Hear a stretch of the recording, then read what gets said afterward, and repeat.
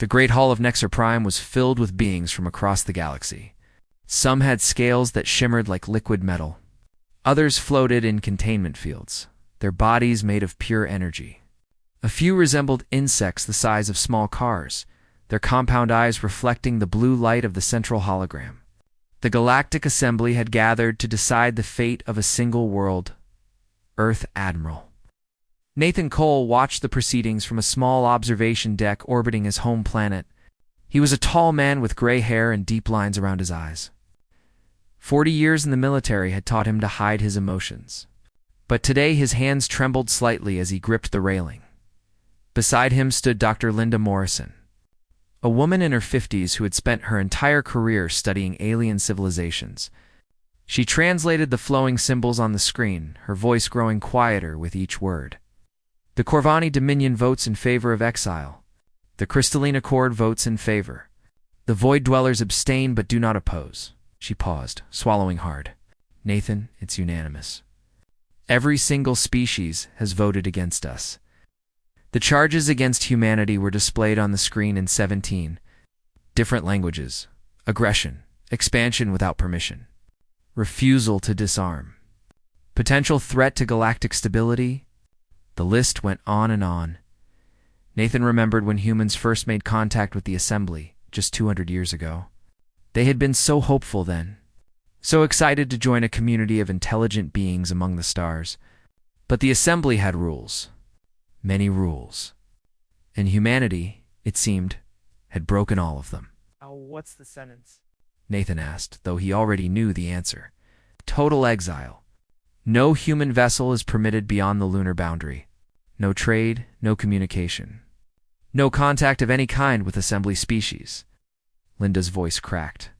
They're giving us 60 standard cycles to comply. After that, they'll send enforcement fleets to establish a permanent blockade. Nathan closed his eyes. 60 cycles. About 70 Earth days. 70 days to accept that humanity would be imprisoned on their own planet, cut off from the stars forever. Get me a secure channel to Washington, he said. The president needs to know. In the White House, President Daniel Hayes sat alone in the Oval Office. It was 3 in the morning, and the weight of the news pressed down on him like a physical force. He was a man in his 60s, elected on promises of peace and prosperity. Now he faced a crisis that no president had ever imagined. His advisors filed in one by one. Secretary of Defense Maria Santos, a former general with iron-gray hair and sharp eyes. Dr. Kevin Park, the liaison to the United Nations Space Council, looking like he hadn't slept in days. Director of National Intelligence Howard Blake, his face unreadable as always. How bad is it? Daniel asked. Maria pulled up a holographic display showing the Assembly's enforcement capabilities. Bad. They have thousands of warships spread across the galaxy. Any one of their major species could crush our entire fleet without breaking a sweat. If we resist, we die. Simple as that. And if we don't resist... Daniel asked Dot. Kevin Park spoke up, his voice tired. The Veth were exiled 2,000 years ago. They were only readmitted last century, and their civilization never fully recovered. The Crossing Collective has been under quarantine for 400 years. Their population has declined by 90%. So we either fight and die quickly, or accept exile and die slowly. Daniel stood and walked to the window, looking out at the lights of Washington. Those are our only options? The room was silent for a long moment. Then Maria Santos leaned forward. There might be a third option, sir, but it would require us to think differently. To act in ways no one expects. Daniel turned back to face her. I'm listening. Maria stood and changed the holographic display. Now it showed a map of the galaxy, with Earth marked as a tiny blue dot near one of the spiral arms. The Assembly controls the core regions of the galaxy. That's where all the established civilizations are, where all the trade routes run, where all the power is concentrated. But the outer rim, the space between the spiral arms, the dark regions where no one goes, she pointed to vast, empty spaces on the map. That's unclaimed territory. No Assembly presence. No rules? You're suggesting we run? Howard Blake asked, his tone skeptical. I'm suggesting we relocate, Maria replied. Not everyone. We couldn't move 8 billion people even if we wanted to, but we could move enough. Enough to start over. Enough to build something new, far away from the Assembly's reach. Daniel studied the map. How many people are we talking about? With everything we have, every ship we can build or convert in the next 60 days, maybe 20 million in the first wave, more in subsequent waves if we can keep the operation running. 20 million out of 8 billion? Daniel shook his head. That's not a rescue. That's abandoning our own people. Maria's expression hardened. Sir, if we do nothing, everyone dies. Slowly, over generations, but they die. Exile isn't just about being cut off from trade. It's about being cut off from hope. Without access to off-world resources, without new technologies, without anywhere to expand, we'll eat ourselves alive within a century. The president was quiet for a long time. Outside, the first light of dawn began to color the sky. What about the people who stay? He finally asked. The billions we can't take with us, Kevin Park answered. We leave them everything we can. Technology, resources, knowledge, and maybe someday when we've built something strong enough out there in the darkness, we come back for them. Daniel Hayes looked at each of his advisors in turn. He saw fear in their eyes, but also something else, determination, the same stubborn refusal to accept defeat that had carried humanity through countless crises. Before, the Assembly thinks they can vote us out of existence, he said slowly. They think we'll accept their verdict, crawl back to our little planet, and wait to die. He straightened his shoulders. They're wrong. We don't wait for permission to survive. We don't beg for the right to exist. If they want to exile us, fine. But they'll be exiling an empty house. He turned to Maria. Start the planning. I want a full proposal on my desk in 24 hours. We're calling this Operation Exodus. As his advisors hurried to carry out his orders, Daniel Hayes remained at the window. The sun was rising over Washington, painting the sky in shades of gold and pink. Somewhere out there, beyond that sky, alien beings were celebrating their victory over the troublesome humans. They thought they had solved the problem of Earth. They had no idea what they had just started. The orbital shipyards above Mars had never been so busy. Day and night, thousands of workers swarmed over massive steel frameworks, welding, cutting, assembling. Sparks flew like fireflies in the darkness of space. The sound of machinery echoed through the pressurized construction bays without pause. Commander? Samuel Wright stood on an observation platform watching the skeleton of the first Ark ship take shape. He was a broad-shouldered man in his 40s, with dark skin and calloused hands that spoke of years of practical work. He had built stations and satellites and cargo vessels, but nothing like this. 3 kilometers long, said his chief engineer, a young woman named Paula Grant. Capacity for 50,000 colonists, plus supplies for 100 years. Self-sustaining agriculture, medical facilities, manufacturing capability. She shook her head. 6 months ago, this would have been a 10-year project. Now we're trying to finish it in weeks. How are we doing? Samuel asked. Behind schedule? We're always behind schedule. Paula pulled up a tablet showing progress reports.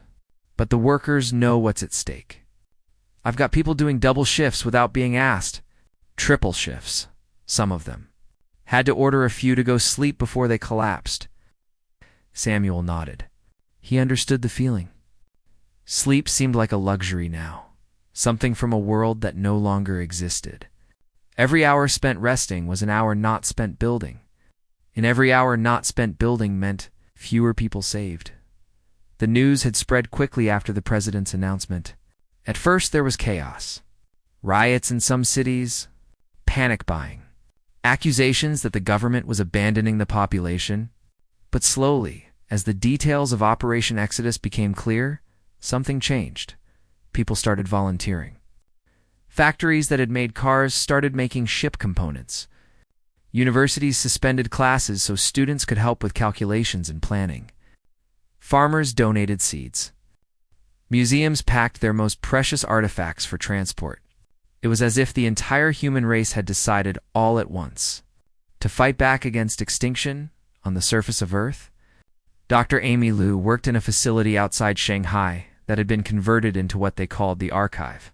She was a geneticist, a small woman with gray-streaked hair and glasses that she constantly pushed up her nose.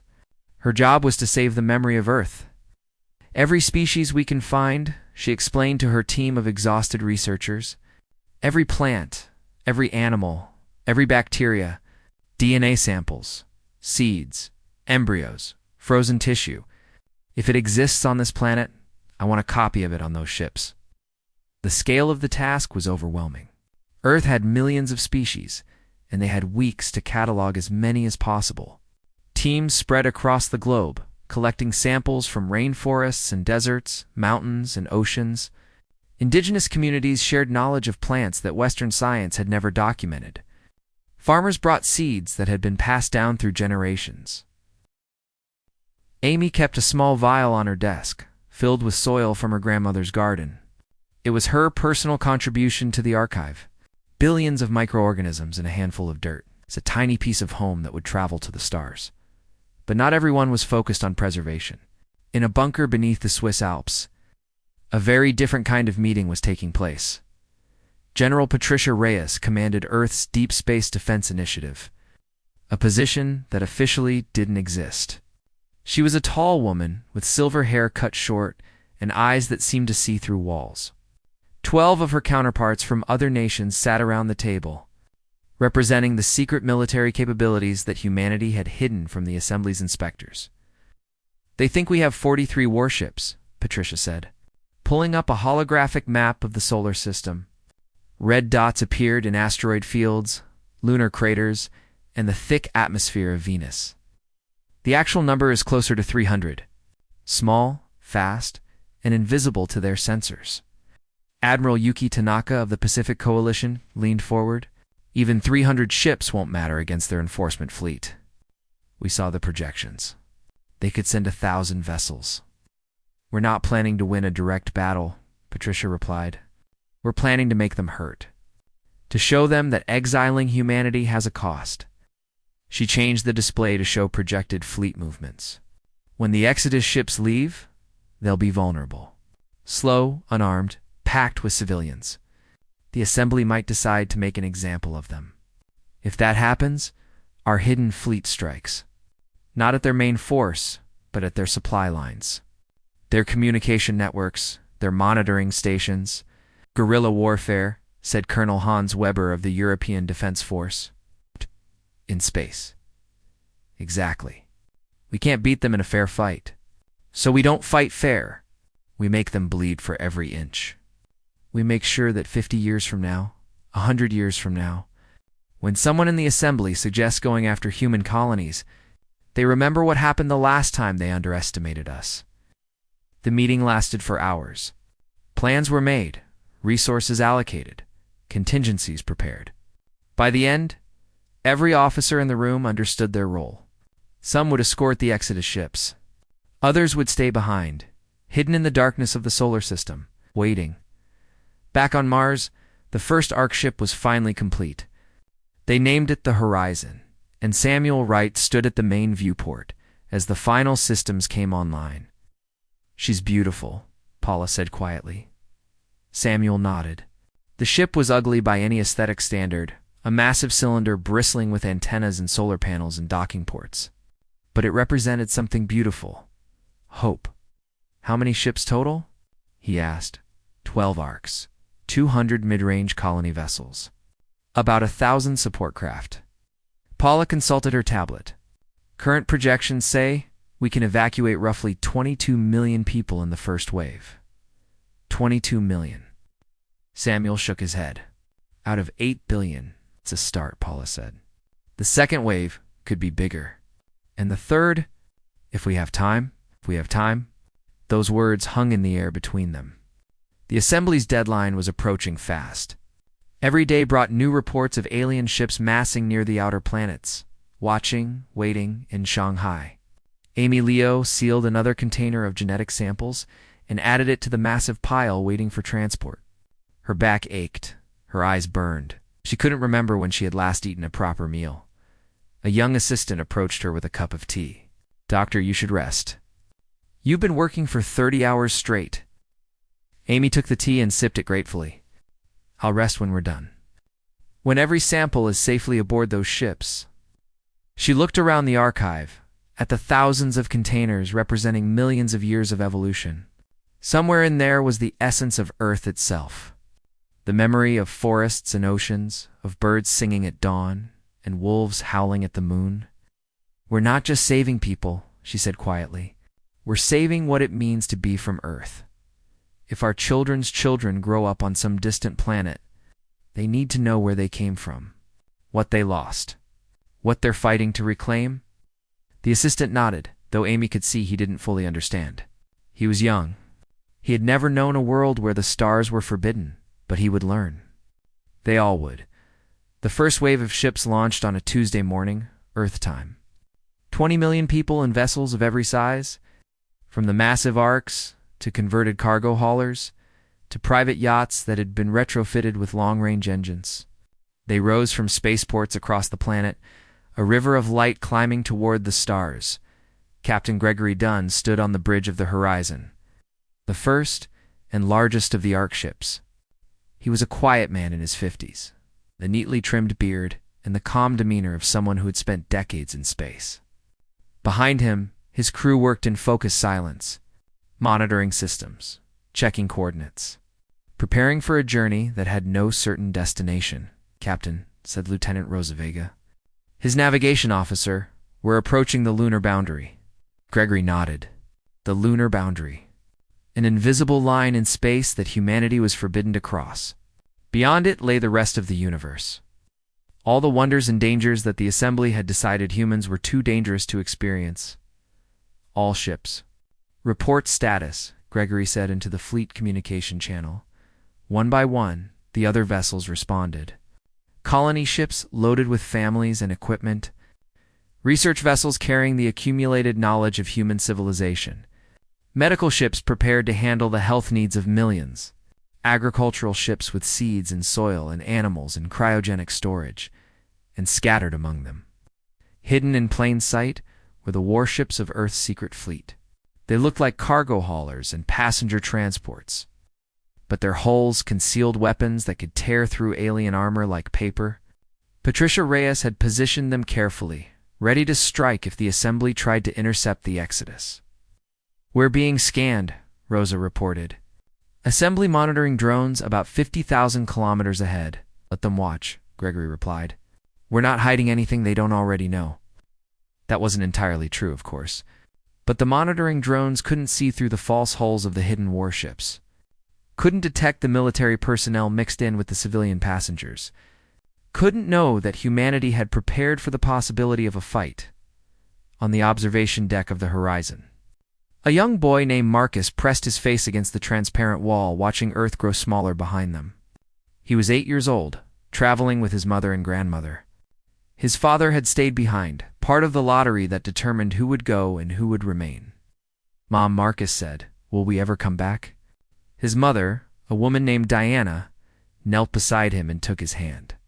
"I don't know, sweetie. Maybe someday. But what about Dad? What about our house? What about my friends?" Diana didn't have answers. None of them did. They were leaving behind everything they had ever known, heading into the unknown darkness between the stars.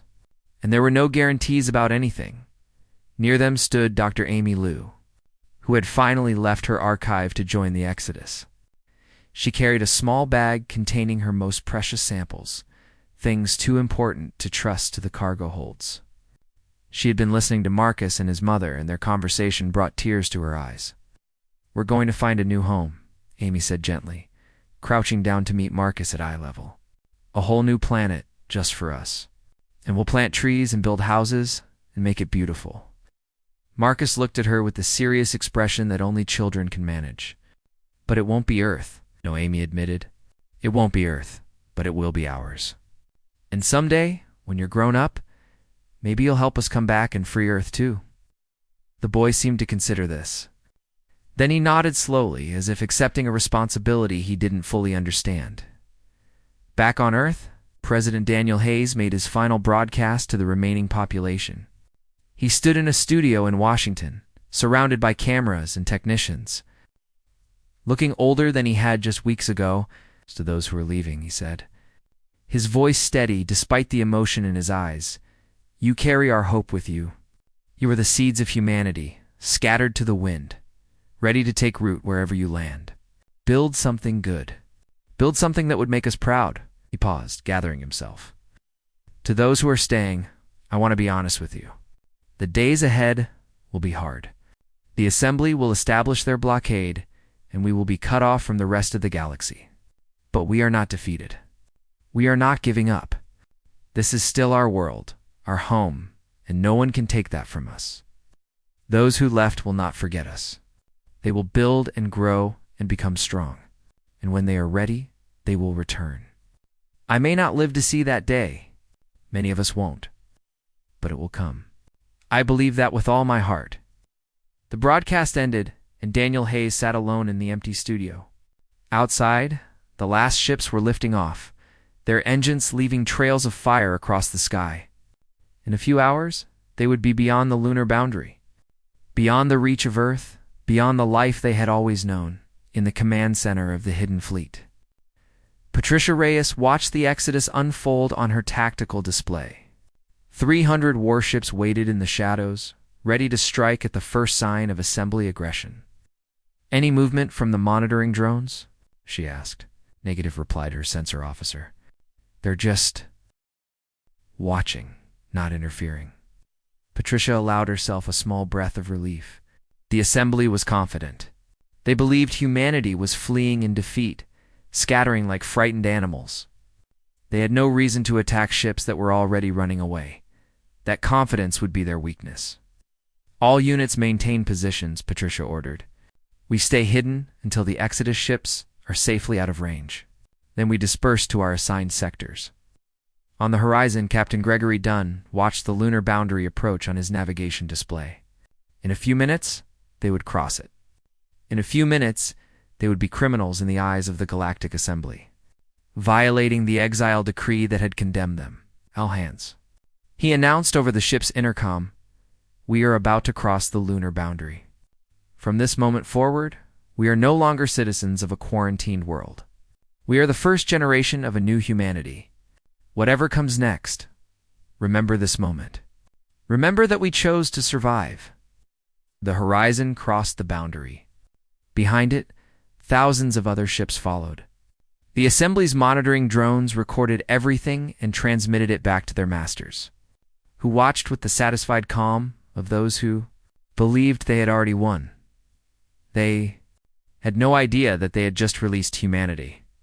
Into the wild, Amy Lou found a quiet corner of the observation deck and sat down. With her bag of samples, outside the window, the stars stretched endlessly in every direction. Somewhere out there was their destination, a region of space so far from the galactic core that no Assembly species had ever bothered to explore it. She thought about all the things they were leaving behind. The cities and monuments, the museums and libraries, the beaches and mountains, her grandmother's garden, the smell of rain on hot pavement, the sound of children playing in the streets. But she also thought about what they were carrying with them, the seeds and the samples, the knowledge and the stories, the stubborn human refusal to accept extinction. They were not running away. They were spreading out, and someday they would spread back. The Assembly's enforcement fleet arrived one day after the deadline. 300 warships from a dozen different species, their hulls painted in the colors of their homeworlds, their weapons capable of destroying continents. They emerged from faster-than-light travel in perfect formation, a display of overwhelming power meant to crush any thought of resistance. Admiral Zethrak of the Corvani Dominion commanded the fleet from his flagship, the Eternal Mandate. He was an insectoid creature nearly 3 meters tall, with a hard shell that glittered like polished obsidian and compound eyes that saw in wavelengths humans couldn't imagine. He had enforced the Assembly's will for 2 centuries, 17 planets had submitted to his authority.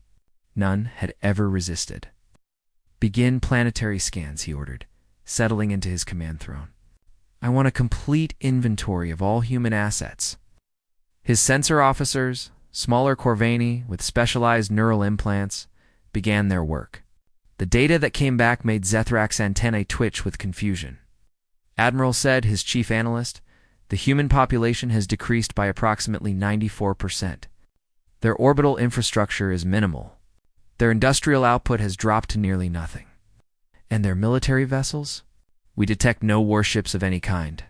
A handful of civilian transports remain in Earth's orbit, but nothing capable of combat or interstellar travel."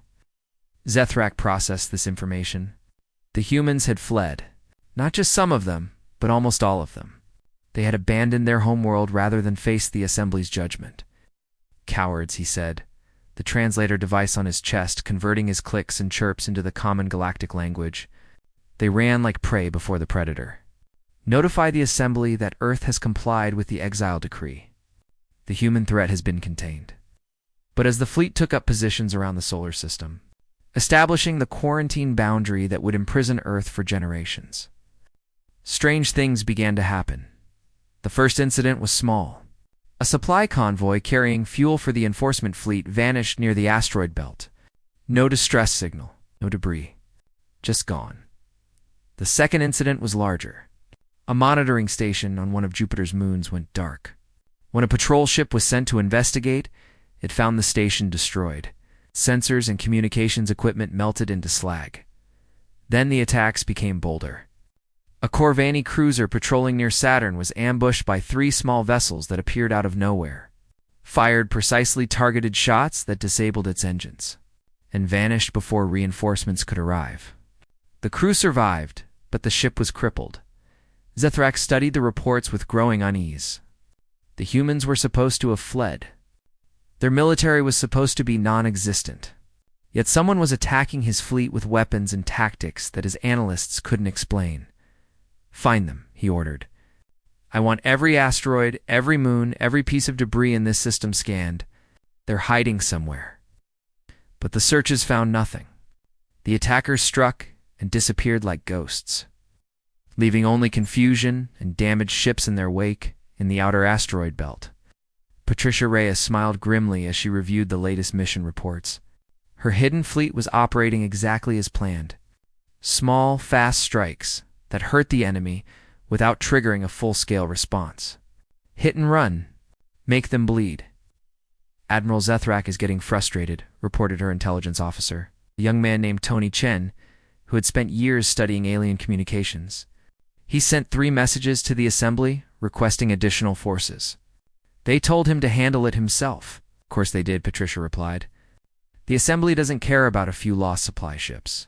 They think the human problem is solved. Why waste resources on cleanup?" She pulled up a strategic map showing the positions of her scattered forces. 300 ships hidden throughout the solar system and beyond. Some were as close as the dark side of Earth's moon. Others had followed the Exodus fleet ready to protect them if the Assembly decided to pursue. "What about Earth?" she asked. "The remaining population is adapting," Tony said. "They've consolidated into sustainable communities. Farming, manufacturing, keeping the essential systems running. It won't be easy, but they can survive." Patricia nodded. That was the plan. The people who stayed behind weren't meant to flourish. They were meant to endure, to keep the flame alive until the day when humanity returned in force. Years passed. The guerrilla campaign continued. It's never quite serious enough to provoke a massive response, but constant enough to make the Assembly's quarantine expensive and frustrating. Ships were damaged. Supply lines were disrupted. Officers who had expected an easy posting found themselves in a war zone and far away beyond the galactic rim. The Exodus fleet found what they were looking for. Captain Gregory Dunn stood on the surface of a planet they had named Haven, breathing air that tasted slightly different from Earth's but was close enough. Around him, colonists worked to establish the first permanent settlement. Prefabricated buildings rose from the alien soil. Water purification systems hummed. Children ran through fields of Earth's wheat that had been planted just months ago and was already waist-high. "It's not Earth," said Rosa Vega, who had become his second in command during the long journey. "But it could be home." Gregory picked up a handful of the reddish soil and let it run through his fingers. "It will be home. We'll make it home." Haven was just the first colony. Over the next decades, humanity spread to dozens of worlds in the unexplored regions beyond the galactic rim. Some planets were harsh and required extensive adaptation. Others were surprisingly Earth-like.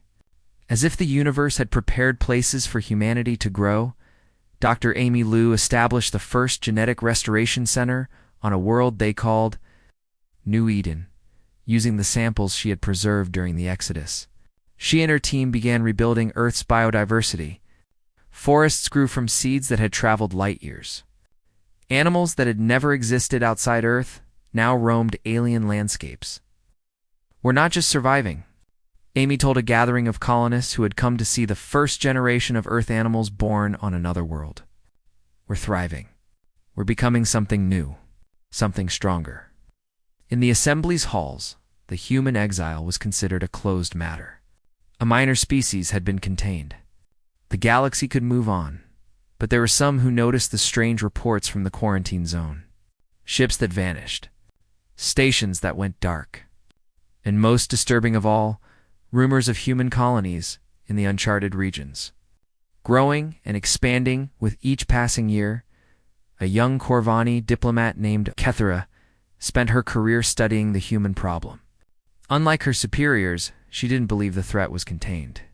She saw the pattern in the attacks, the strategy behind the chaos. "They're not running," she wrote in a report that her superiors dismissed. "They're regrouping.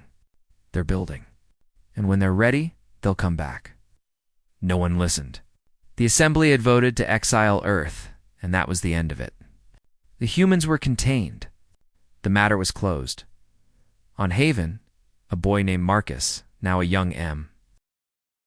Anne of 18 stood at the edge of the colony and looked up at the stars. He had grown up hearing stories about Earth, about the blue planet his father still lived on, about the home that had been stolen from his people. "We'll go back," he said to himself, making the promise that millions of humans across dozens of colonies were making. "We'll go back, and we'll set them free." The assembly thought they had exiled humanity. They had no idea they had created something far more dangerous. A people with nothing to lose and everything to fight for. 50 years had passed since the Exodus. In the great halls of Nexer Prime, the Galactic Assembly continued its slow work of governing 1,000 worlds. The human exile was ancient history now, a footnote in the records. Barely worth mentioning. Admiral Caroline Pierce stood on the bridge of the New Dawn, flagship of the United Human Expeditionary Force. She was 73 years old, with white hair pulled back in a tight braid and eyes that had seen both the worst and best of what humanity could do. She had been born on Haven, the first child delivered after the Exodus ships landed. Her entire life had been spent preparing for this moment. "Status report," she called out, her voice carrying the authority of decades of command. Commander Derek Young, her executive officer, responded without hesitation. "All 12 fleet groups report ready, Admiral. 800 warships, 1,500 support vessels, total crew complement of 4.2 million personnel." Caroline nodded slowly. 800 warships. 50 years ago, humanity had hidden 300 small attack craft and considered it a miracle. Now they had a fleet that could challenge any force in the galaxy. And the colonies? 47 established worlds, Admiral. Total human population across all settlements, 1.8 billion and growing. 8 billion. They had left Earth with 20 million and multiplied 100-fold. Every year, more children were born. Every year, more ships were built. Every year, humanity grew stronger. "Open a channel," Caroline said. "All frequencies. I want every species in the galaxy to hear this." The communications officer, a young woman named Lisa Park, whose grandfather had been one of the original Exodus planners, worked her console. "Channel open, Admiral. Broadcasting to all assembly frequencies and civilian networks." Caroline straightened her uniform and faced the camera. Behind her, the view screen showed the assembled fleet. hundreds of vessels arranged in perfect formation, their hulls gleaming with technologies that the assembly had never seen. "This is Admiral Carolyn Pierce of the United Human Expeditionary Force," she began, her voice steady and clear. 50 years ago, the Galactic Assembly voted to exile Earth.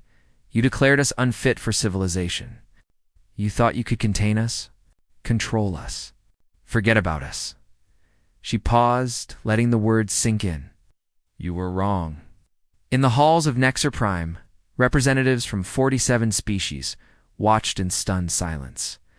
The human transmission had appeared on every screen, overriding their own systems with an ease that their engineers couldn't explain. "We didn't wait for your permission to exist," Carolyn continued. "We didn't beg for readmission to your precious assembly. We went into the darkness between the stars, and we built something new. Something you never imagined possible." The view screen behind her shifted, showing images of human colonies. Cities rising from alien landscapes, farms and factories and universities. Children playing in parks under skies of different colors. A civilization that had not just survived, but thrived. "We're not asking to rejoin your assembly. We don't want your trade agreements or your diplomatic recognition. We're telling you, one time only, that the exile is over." Her voice hardened. "Earth will be free. Our people will travel where they wish. And if anyone tries to stop us, they will learn what happens when you push humanity into a corner." The transmission ended. In the assembly halls, chaos erupted. Some species demanded immediate military action. Others urged caution, pointing out that they knew nothing about human capabilities after 50 years of development. A few, the wiser ones, quietly began drafting diplomatic proposals. In Earth's solar system, the quarantine fleet that had maintained the blockade for half a century detected incoming vessels on their long-range sensors, hundreds of them, emerging from faster-than-light travel in perfect synchronization. Admiral Zethrak, ancient even by Corvani standards, stared at his display in disbelief. He had spent 50 years enforcing the human exile, convinced that the scattered refugees posed no threat. Now he was looking at a fleet that outnumbered his own 10-1. "All ships, defensive formation," he ordered, though he knew it was hopeless. The human fleet didn't attack. They didn't need to.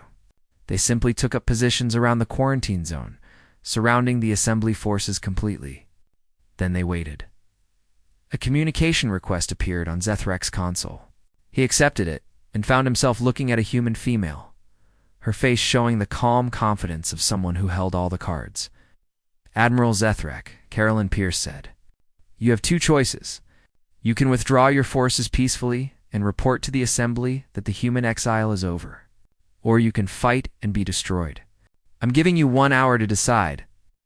The old Corvani admiral looked at his tactical display, at the overwhelming human force surrounding his ships, at the faces of his crew who knew they were outmatched. 50 years ago, he had come to Earth as a conqueror. Now he was the one being conquered. "We will withdraw," he said quietly. 1 hour later, the quarantine fleet began its retreat. For the first time in 50 years, the path to Earth was open. On the surface of Earth, where 600 million people had survived the exile in isolated communities, the news arrived like a thunderclap. Ships were coming. Human ships. Their brothers and sisters, their children and grandchildren. Returning at last, Dr. Amy Liu, now 81 years old, stood on a hillside outside Shanghai and watched the sky. She had stayed on Earth during the Exodus, too important to the archive project to leave, too stubborn to abandon her work. She had spent 50 years preserving what remained, keeping the flame of civilization burning, waiting for this day. The first ships appeared as bright streaks in the atmosphere, descending toward landing zones that had been prepared decades ago. Amy's vision blurred with tears as she watched them come. A shuttle landed nearby, and a man emerged. He was in his late 50s, with gray hair and the weathered face of someone who had spent his life building things. He walked toward Amy with a smile on his face. "Dr. Liu?" he said. "I'm Marcus. We met once, a long time ago. You told me we were going to find a new home," Amy remembered. The 8-year-old boy on the observation deck asking if they would ever come back? Now he was an engineer, a grandfather, one of the leaders of the return fleet. "You made it," she whispered. "You made it." Marcus agreed. "And we brought everyone with us." More ships were landing now, charging passengers who set foot on Earth for the first time or who were returning after half a century away. Families were reunited. Stories were shared. Tears of joy mixed with tears of grief for those who hadn't lived to see this day in the assembly halls. The debates continued. Some species wanted war. Others wanted negotiation. But the wiser ones understood the truth. Humanity couldn't be contained anymore. They had spread too far, grown too strong, become too numerous. The vote to exile Earth had failed. There was no going back. Caroline Pierce walked through the streets of New York City, which had survived the exile years as a shadow of its former self. Around her, colonists from a dozen different worlds mingled with Earth natives, sharing food and music and stories. The city was coming alive again, rebuilding itself with the energy of a people who had been given a second chance. "What happens now?"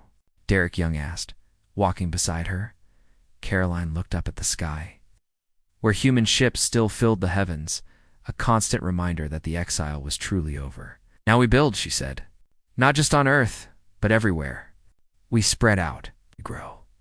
We become something the galaxy has never seen before." She smiled, thinking of all the work that lay ahead. They tried to exile us. They tried to make us disappear. But you can't kill hope, Derek.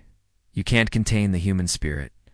All you can do is push us into a corner and watch us come out fighting. The sun set over New York, painting the sky in shades of gold and crimson.